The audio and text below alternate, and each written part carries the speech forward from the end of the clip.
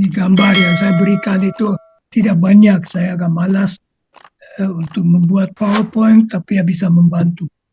Nah, saya ini oleh Circles diajak untuk bicara mengenai manusia utuh menurut Aristoteles, yang bagi saya sangat menarik karena saya dulu pernah memberi kuliah tentang Aristoteles dan saya masih merasa bahwa orang itu yang hidup hampir 2.500 tahun yang lalu, kita kok masih bisa belajar daripadanya.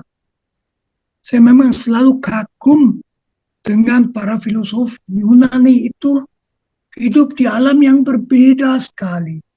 Alam yang sama sekali belum kenal teknologi itu. Kok pemikiran mereka sekarang masih menarik. Platon, Aristoteles, ada juga lain-lain. Tapi lalu saya pikir ya manusia utuh menurut Aristoteles mungkin bisa lebih utuh apabila bertemu dengan Yesus. Lalu itu yang mau saya ajukan. Sebetulnya itu renungan saya sendiri juga. Saya mulai dengan Aristoteles seperti ditulis di sini. Nah, Aristoteles itu menghadap generasi pertama filosof di Yunani. Sesuatu yang sudah bagi saya mengagumkan. Hanya di Yunani muncul filsafat sebagai suatu, katakan saja, ilmu tersendiri. Di India sebelah timur juga daerah Buddha itu juga ada filsafat, tetapi filsafat sebagai ilmu dengan bahasa sendiri yang membentuk suatu ruang diskursus sendiri, itu baru di Yunani. Dan para filosof pertama, kaum sofis itu adalah orang yang mau keluar dari faham keagamaan Yunani yang memang dangkal. Saya tidak masuk di situ. Mereka mau bahwa filsafat itu menjadi nyata, bahwa mengajukan yang nyata. Dan mereka mulai dengan pertanyaan, buat apa manusia hidup? Dan jawabannya juga jelas, hindarilah yang bikin sakit dan cari yang memberi nikmat. Itu mereka bilang. Segala yang lain-lain adalah nonsens. Karena mau apa lagi? Suatu filsafat yang kemudian disebut hedonisme, karena kata Yunani hedone itu berarti nikmat dan kegembiraan. Jadi filsafat Yunani waktu itu mengatakan, yang benar dong, jangan pikir banyak mengenai dewa, dewi, yang kamu nggak ada hubungan. Pokoknya hindarilah rasa sakit, cari yang menyenangkan. Lalu muncul Platon yang tidak akan saya bicarakan, dan Aristoteles. Aristoteles itu murid Platon, tapi menurut saya kritik Aristoteles terhadap Platon itu tepat, dan kita akan ke Aristoteles. Manusia menurut Aristoteles perlu mencari apa? Tentu ia harus perlu mencari kebahagiaan. Mengapa? Aristoteles mengatakan, kalau belum bahagia ya kita belum kesampaian. Kalau sudah bahagia, mau apa lagi? Jadi kebahagiaan itu suatu tujuan yang wajar. Tetapi kita akan lihat segera kebahagiaan itu tidak sama dengan mencari nikmat dan menghilangkan yang menyakitkan. Maka Aristoteles bertanya bagaimana manusia betul-betul menjadi bahagia. Ia mengatakan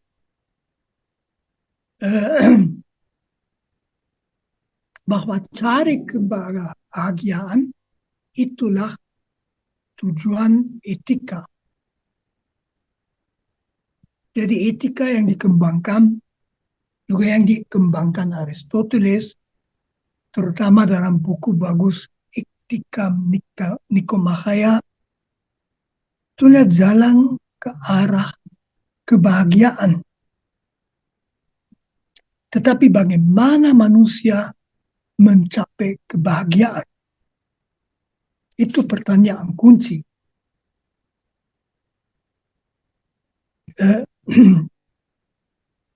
Di situ Aristoteles pertama membongkar beberapa salah faham. Misalnya menjadi bahagia dengan menjadi kaya. Dia menunjukkan bahwa kekayaan tidak menjamin bahwa orang bahagia. Atau mencari hormat. Nah, hormat itu kan tergantung dari orang lain. Jadi kalau mencari hormat, dia harus menyesuaikan diri dengan yang diharapkan orang lain. Lalu terutama dia membicarakan dan menolak kaum sofis yang tadi saya jelaskan dengan hedonisme. Kelihatan begitu logis.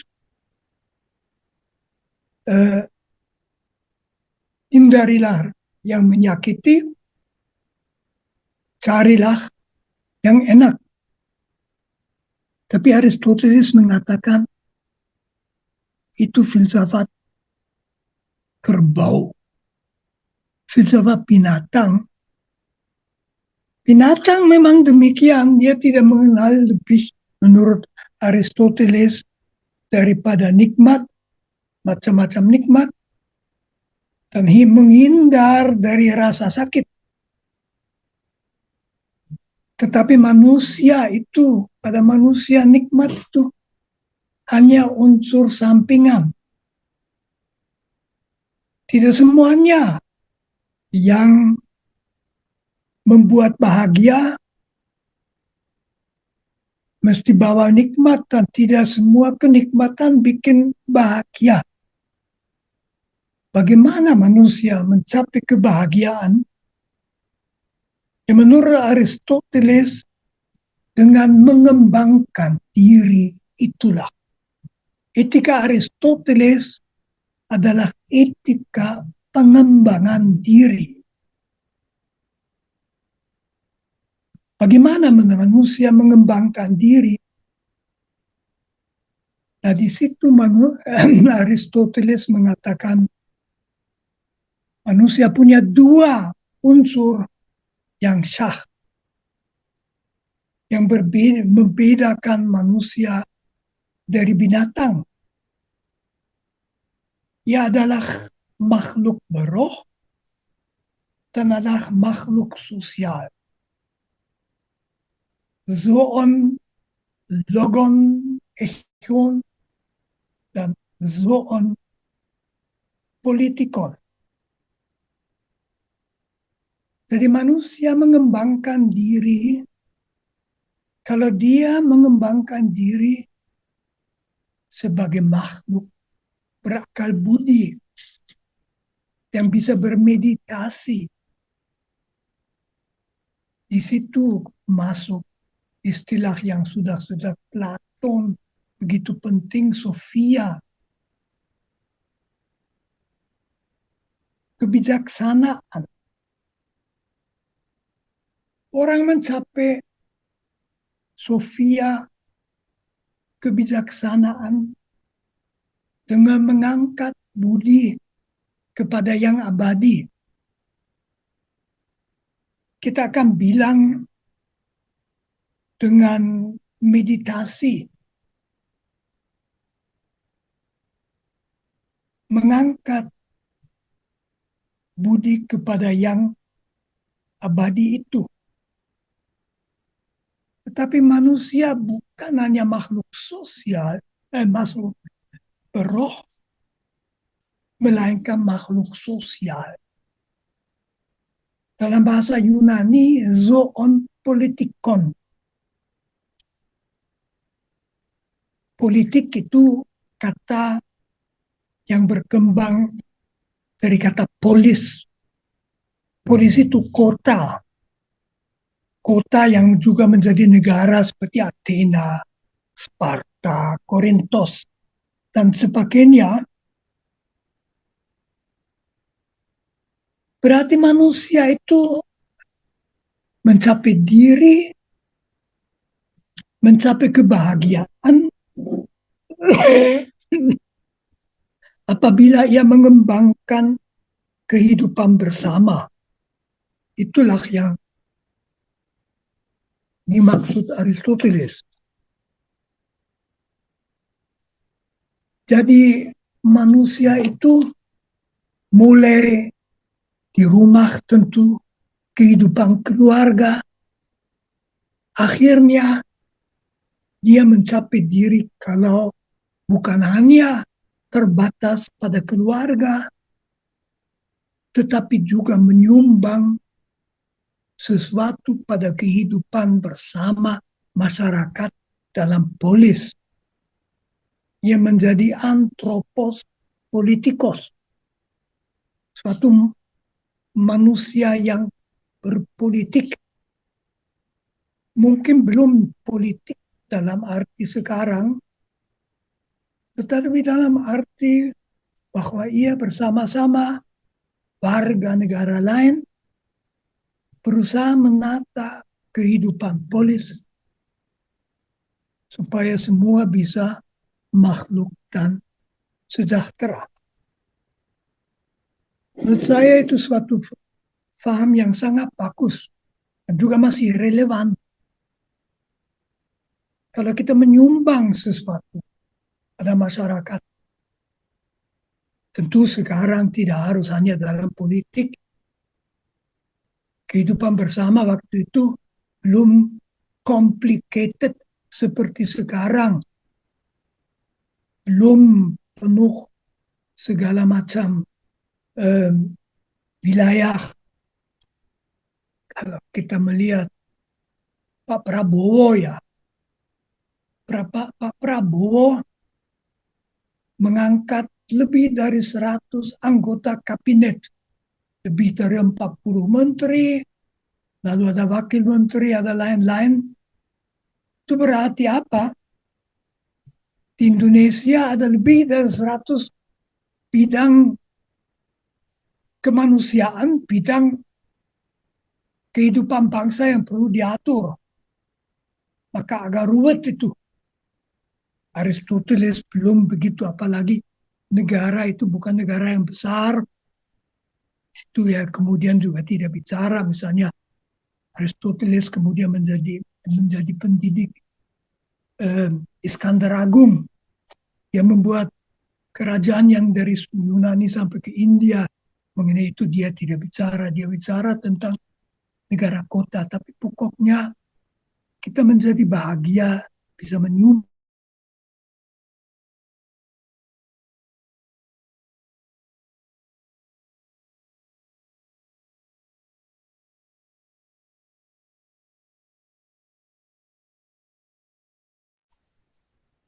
Izin, Romo, suaranya hilang.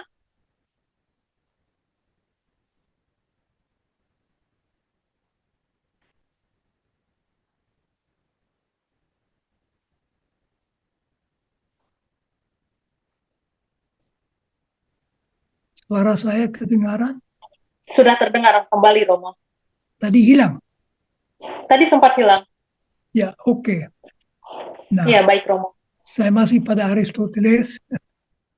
Pada Aristoteles, yang bagi saya sangat mengagumkan. Jadi faham bahwa kita menjadi bahagia tidak dengan mencari yang enak dan sebagainya, tetapi dengan mengembangkan selalu kemampuan kita untuk menyumbang sesuatu pada masyarakat. Itu sangat hebat dari Aristoteles. Namun Aristoteles juga, etika Aristoteles itu tentu juga punya kelemahan. Aristoteles menjelaskan hidup yang masuk akal. Bagaimana dengan hidup yang tidak masuk akal? Jadi etika adalah petunjuk ke hidup yang masuk akal. Kita bilang rasional. Masuk akal karena menunjuk pada pengoptimalan kebahagiaan. Tapi bagaimana? Bagaimana misalnya kalau kita gagal? Kalau kita kalah? Kalau kita disingkirkan? Kalau kita diabaikan? Kalau kita tidak diterima dengan baik? Tidak ada jawaban pada Aristoteles. Kalau kita jadi sakit, kalau tidak kita ditolak, dibenci, kalau kita diperkosa, semua pengalaman negatif itu pada Aristoteles kita tidak menemukan jawaban. Dan memang juga tidak bisa memberi jawaban. Aristoteles tidak mengenal hidup sesudah hidup ini. Hidup ini di dunia sampai mati, itulah kesempatan ini, dengan kematian habis. Jadi etika Aristoteles itu mengharuskan agar kita sukses di hidup ini untuk menjadi bahagia. Kalau kita di hidup ini tidak sukses, kita tidak akan bahagia.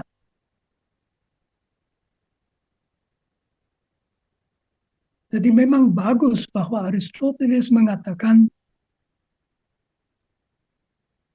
perlu kita mengembangkan diri, perlu kita merealisasikan hakikat rasional dan sosial kita. Jadi kalau kita mengangkat roh dalam meditasi kepada hal-hal yang abadi, dan kalau kita ikut membuat lebih baik kehidupan masyarakat. Tetapi Aristoteles tidak bisa mengatasi perbedaan antara winners dan losers itu. Yang memang jadi kita tahu di dunia ini ada winner dan ada yang loser. Itu juga Aristoteles. Di situ Aristoteles berhenti. Itu keterbatasan etikanya. Maka sekarang sudah saat kita masuk, kita bertanya apa yang terjadi. Kalau yang masuk bukan Aristoteles, tapi Yesus. Kita bisa pakai kalau ada PowerPoint kedua.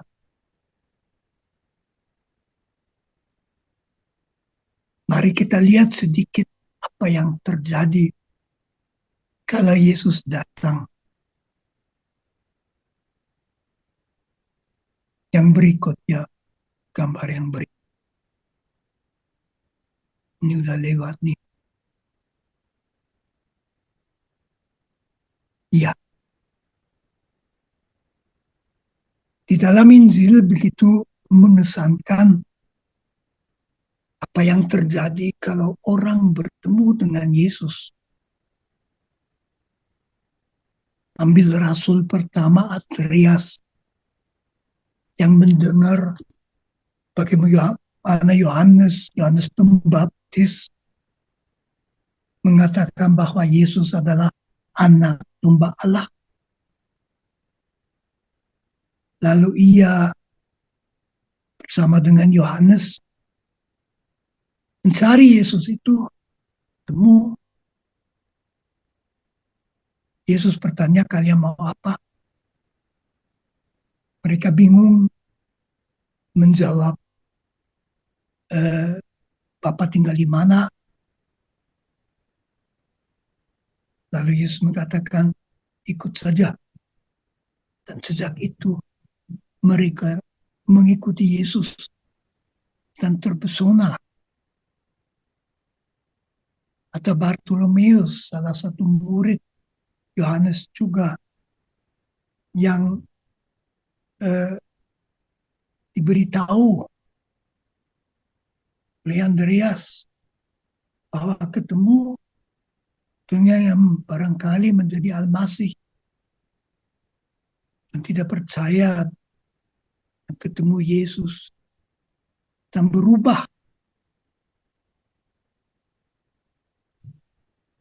Atau Petrus yang selalu penuh semangat, Petrus yang waktu mendengar bahwa Yesus mau ke Yerusalem dan khawatir di situ akan dihukum mati, mengatakan, jangan ya kamu ke sana.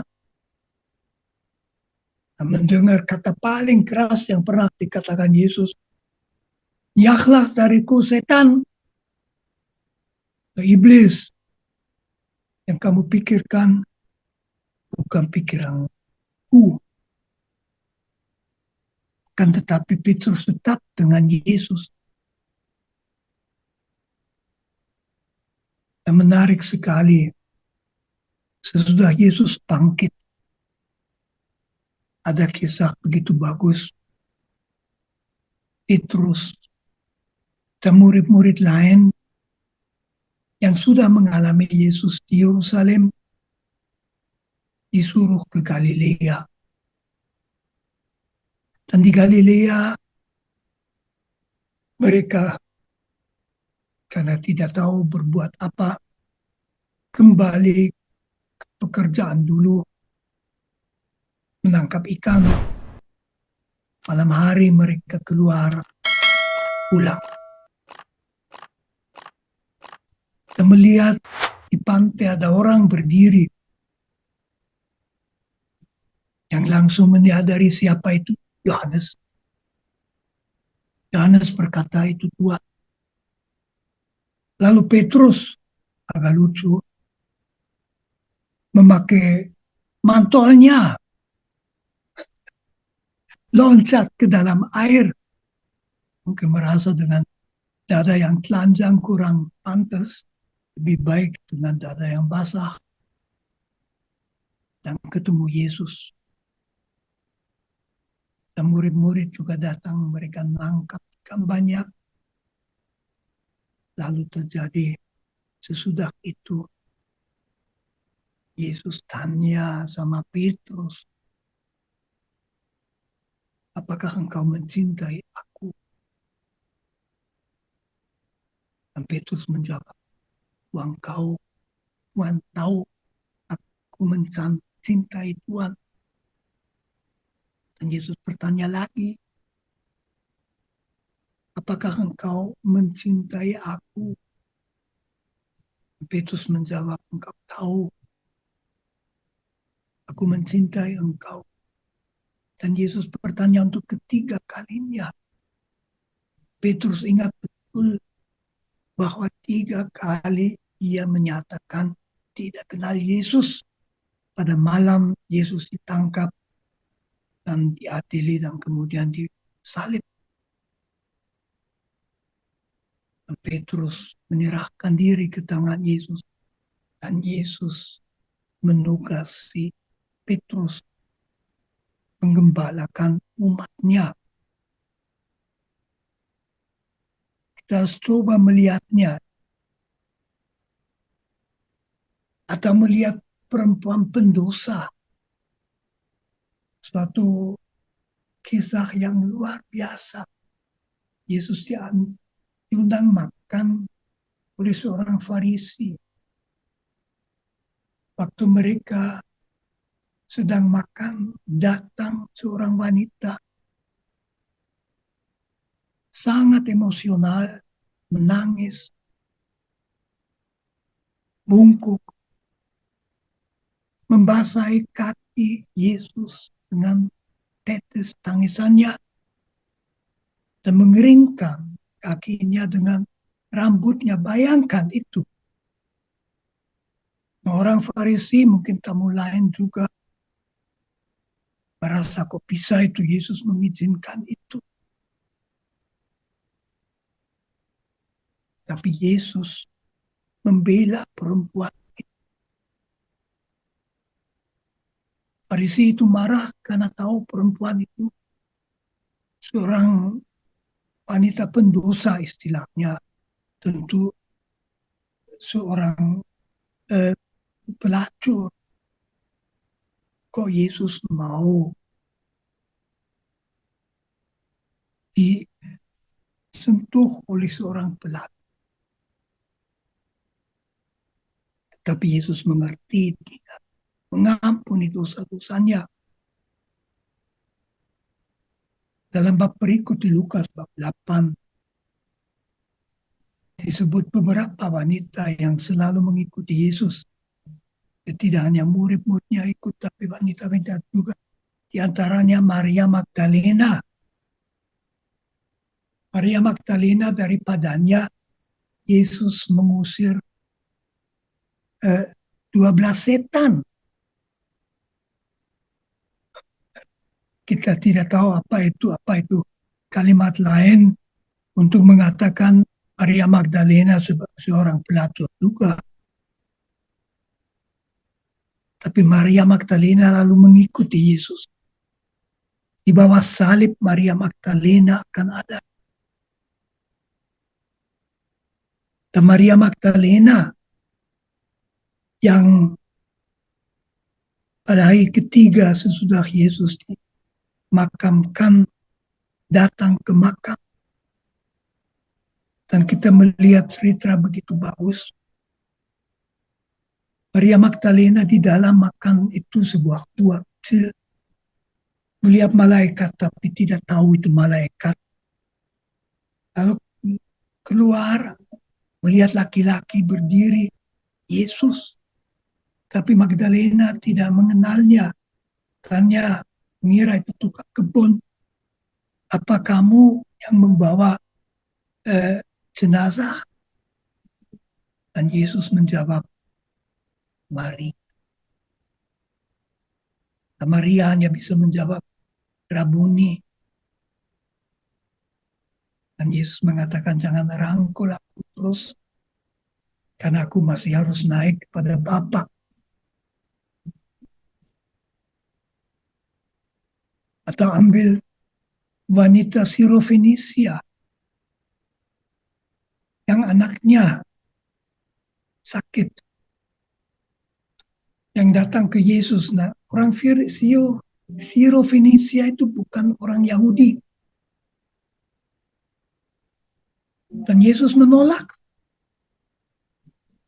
dengan memakai kata yang bagi telinga kita keras. Apa pantas mengambil makanan dari meja anak-anak dan memberikan kepada anjing? Mungkin waktu itu tidak sekeras daripada sekarang.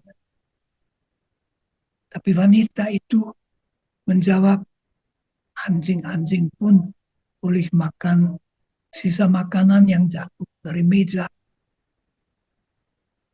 Dan Yesus mengatakan, imanmu menyelamatkan anakmu sembuh. Bertemu dengan Yesus, orang menjadi sembuh. Paulus yang seorang Farisi yang mengejar-ngejar mereka mengikuti Yesus. Ketemu Yesus di jalan ke Damaskus dan menjadi pengikut Yesus penuh kasih. Apa yang mereka mengalami ditulis juga dalam Injil Markus. Ia membuat segala-galanya menjadi baik. Bertemu dengan Yesus, segala-galanya menjadi baik. Yesus waktu itu menyembuhkan orang-orang yang sakit. Membuka orang yang tuli bisa mendengar lagi, yang bisu bisa bicara, yang lumpuh bisa berjalan.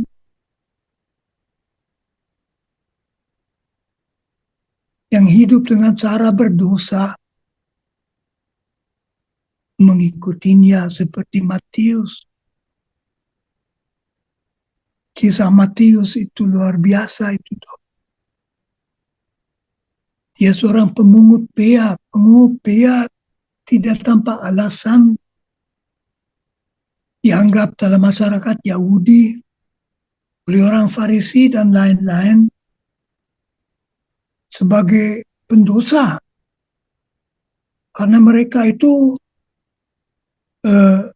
memeras rakyat, korupsi, mengambil uang sendiri. Penilaian pendosa tepat. Yesus melihat seorang pendosa itu, Matius, duduk di depan gardunya dan mengatakan, ikutilah aku. Dan Matius mengikutinya. Dan yang juga bagi Yesus begitu bagus. Kita bisa bayangkan lalu dia ikut Yesus terus, tapi pada malam hari Matius itu masih melakukan pesta, mengundang teman-teman, memungut pihak lain-lain sama Yesus dan murid-muridnya. Mereka makan dan minum.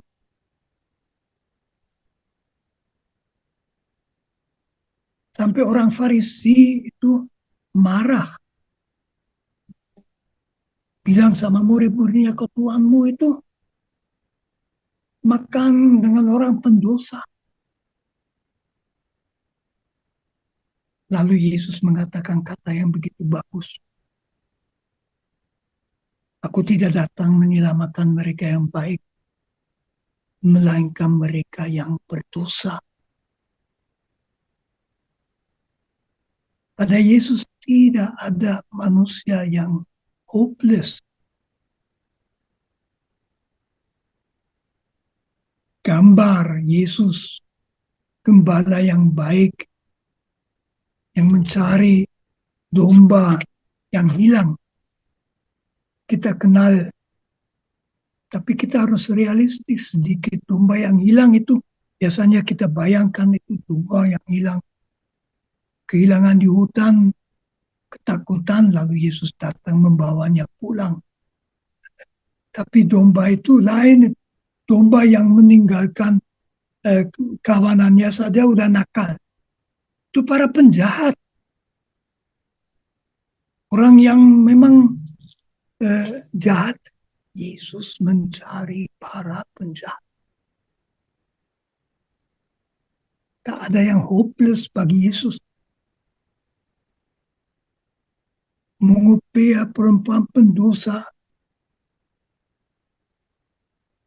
Selalu orang yang dalam pandangan manusia itu dianggap gagal.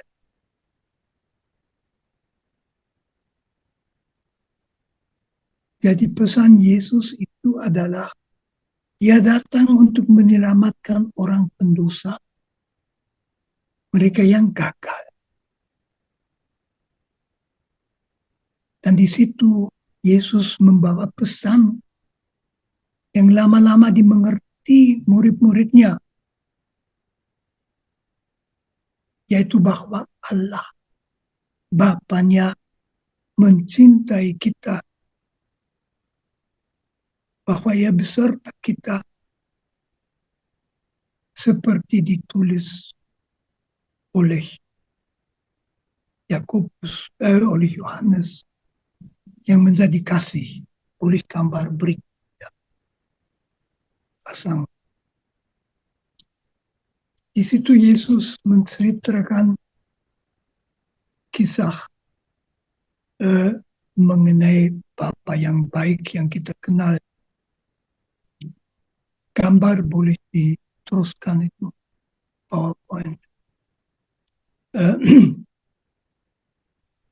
Yang punya anak yang nakal, anak bungsu yang bosan di rumah Bapa, minta agar ia diberi warisannya saja.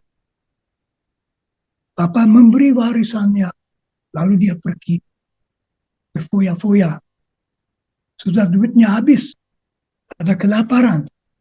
Baru anak itu mulai ingat, di rumah bapakku para buruh saja bisa makan cukup. Lebih baik aku kembali minta jadi buruh daripada mata kelaparan. Dan ia kembali kepada ayahnya, mengatakan, aku seorang pendosa, perlakukan aku sebagai buruh. Tetapi bapaknya itu lain. Bapak sudah melihatnya datang dari jauh. Ia gembira, ia merangkulnya. Suruh membawa pakaian pesta, lalu melakukan pesta. Begitu Allah menurut Yesus. Yesus menunggu kita. Dalam Yesus kita melihat bahwa Allah mau menyelamatkan kita. Nah, dengan demikian Yesus memberi harapan. Tetapi ada satu hal yang memang betul, yang sekarang, di zaman sekarang banyak ditanyakan, yaitu kalau dunia, alam raya diciptakan oleh Allah yang baik, mengapa kok begitu banyak penderitaan dan kejahatan?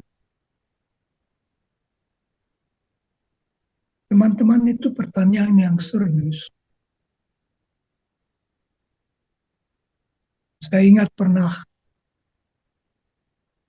seorang yang sangat dekat dengan saya di Jerman, wanita yang anaknya dilahirkan lewat sesar di bulan ke-7, masuk dalam tempat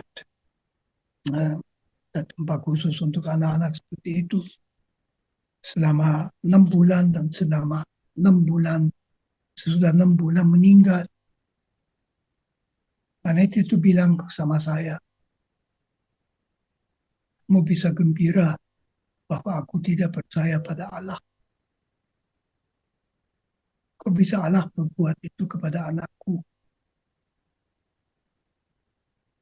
Itu masalah yang banyak ditanyakan orang. Dalam Injil kita tidak menemukan jawaban. Tetapi kita menemukan sesuatu yang lain. Yang kita menemukan adalah Yesus. Yesus yang kita ketahui adalah Allah sendiri yang menjadi manusia untuk ikut merasakan apa yang kita rasakan, yang kita alami. Dalam Yesus, Allah sendiri mengalami yang kita alami. Yesus sudah lahir dalam kemiskinan, tidak dalam ruang yang wajar, di tempat di mana binatang masak, sapi-sapi makan oleh keluarga yang miskin. Masih bayi, ya udah mau dibunuh oleh Herodes. Sampai Yosef dan Maria melarikan diri ke Mesir.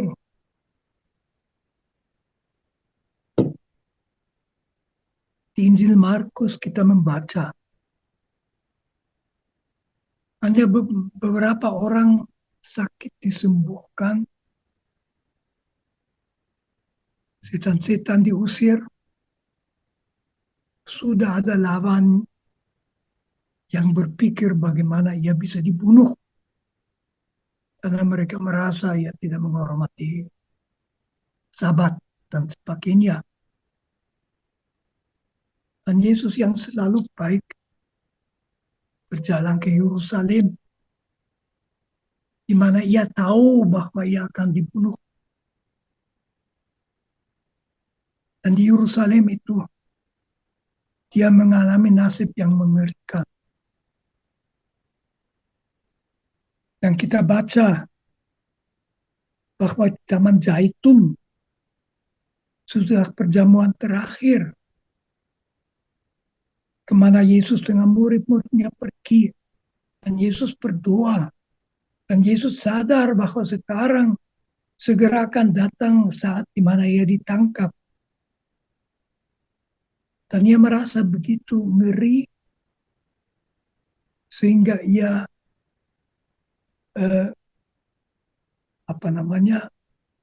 berkeringat darah dan mohon agar dibebaskan, tapi bukan kehendakku melainkan kehendakmu yang terjadi. Dan Yesus ditangkap, diperlakukan buruk, ditempeling, difitnah.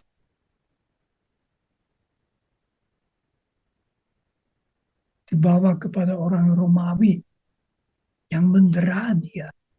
Deraan itu ada orang yang mati dalam deraan itu. Ia difitnah.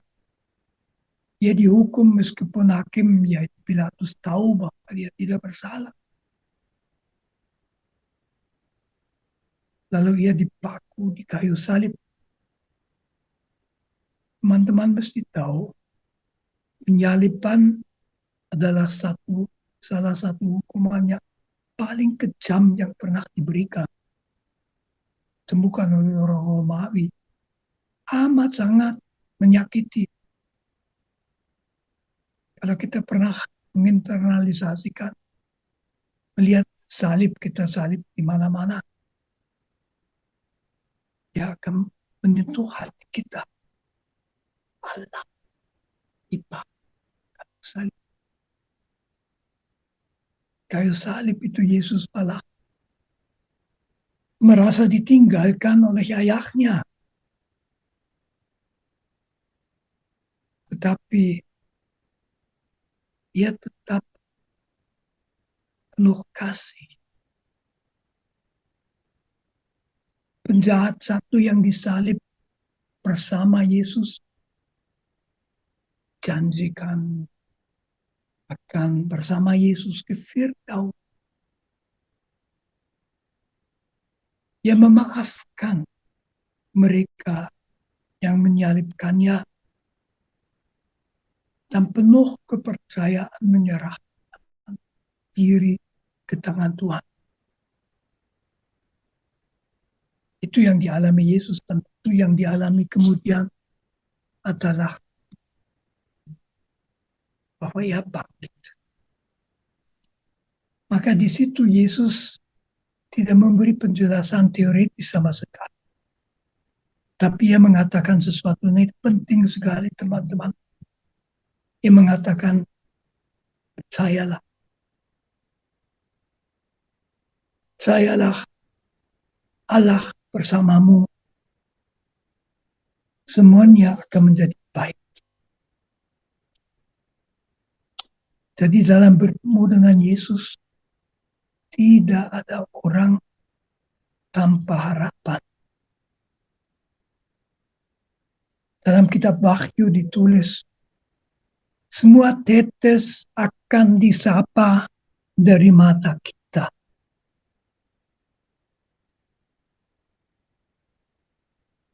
Berarti segala penderitaan itu bukan dianggap tidak ada. Tetapi di hadapan Allah kita akan berhenti menangis. Kita akan mengerti. Jadi Yesus menunjukkan sesuatu yang luar biasa. Bahwa dengan kasih dan kepercayaan, karena kita dicintai Allah kita semua, kita akan selamat. Pada Yesus tidak ada yang loser. Yesus justru datang untuk menyelamatkan, untuk memberi semangat kepada para loser.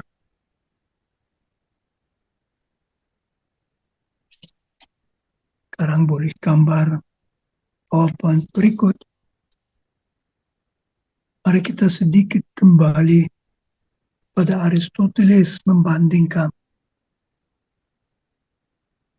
Aristoteles itu tidak gagal,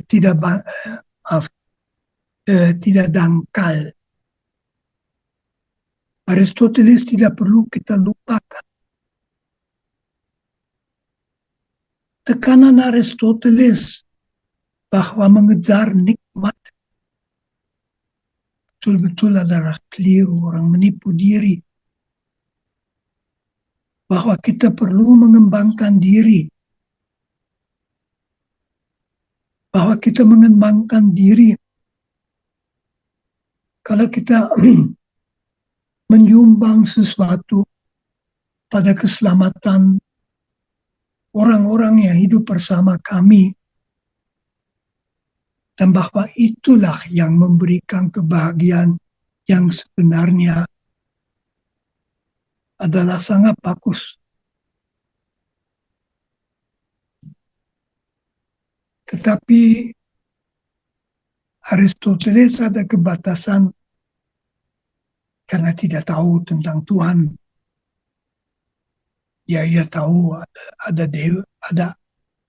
dewa tetapi tidak memainkan peranan.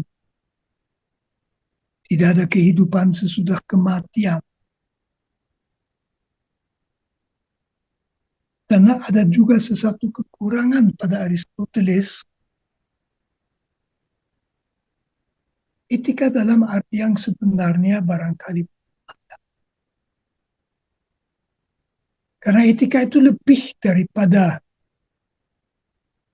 petunjuk bagaimana harus hidup. Dalam etika ada perbedaan antara baik dan jahat. Antara adil dan tidak adil. Antara peduli dengan orang lain dan acuh tak acuh. Dimensi etika itu pada Aristoteles tidak dilihat. Dalam bahasa filsafat, etika Aristoteles adalah konsekuensialis, bukan deontologis. Deontologis berarti kita harus baik, bukan karena baik membuat bahagia, tetapi karena kita memang harus baik demi kebaikan. Kita harus menghindari kejahatan. Karena orang baik tidak melakukan jahat. Kita harus adil karena orang baik itu adil. Aristoteles di itu ada batasnya. Karena itu Aristoteles juga tidak bisa memberikan jalan kepada para loser, kepada mereka yang di sebelah kegelapan kehidupan ini. Tapi pada Yesus itu semua itu berubah. Ia mengatakan, berikan diri dalam kasih.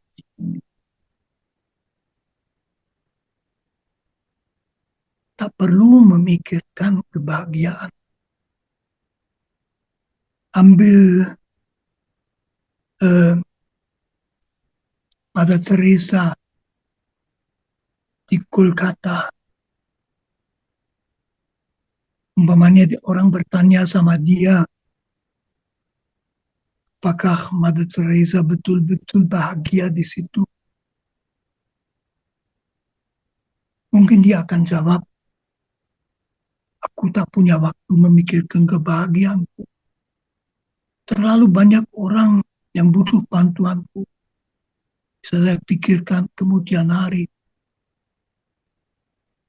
Itulah orang dalam Yesus. Dan itu karena Allah adalah kasih. Karena kita semua dicintai.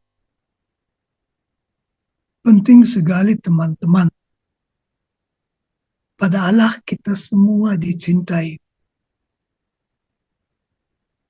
Pada Allah tak ada loser. Tak ada yang ditolak. Ia tidak ada akan melepaskan. Di hadapan Allah tidak ada yang hopeless. Semuanya akan menjadi baik.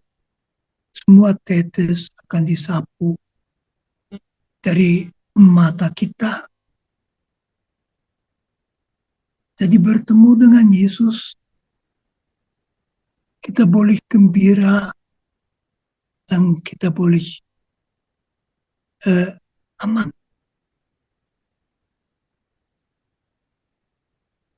Teolog besar Karl Rahner mengatakan suatu kata yang sangat menyentuh saya sendiri. Dia mengatakan, apabila kita mencintai Yesus, kita boleh berani merangkul Yesus erat-erat. Yesus boleh dirangkul erat-erat. Kalau kita merasa hopeless, kita rangkul Yesus. Kalau kita tidak tahu jalan keluar, tetap akan ada jalan keluar. Bagaimana jalan keluar itu kita tidak tahu. Maka pada Yesus sekali lagi, tak ada loser. Pada Yesus juga, dengan Yesus kita bisa belajar dari Aristoteles. Sofia kebijaksanaan itu menjadi kasih. Kasih pada Yesus karena kita dikasihi Allah. Dan praksis Aristoteles menjadi zoon politikon yang memajukan masyarakat. Kita lihat contoh Mother Teresa. Dalam Yesus, kita bertemu dengan Yesus. Kita ini aman. Yesus adalah Alfa dan Omega. Alfa itu huruf pertama, Omega huruf terakhir dalam abjad Yunani. berarti semuanya berakhir pada Yesus dan berakhir dalam baik. Teman-teman, itu saja yang bisa saya ajukan.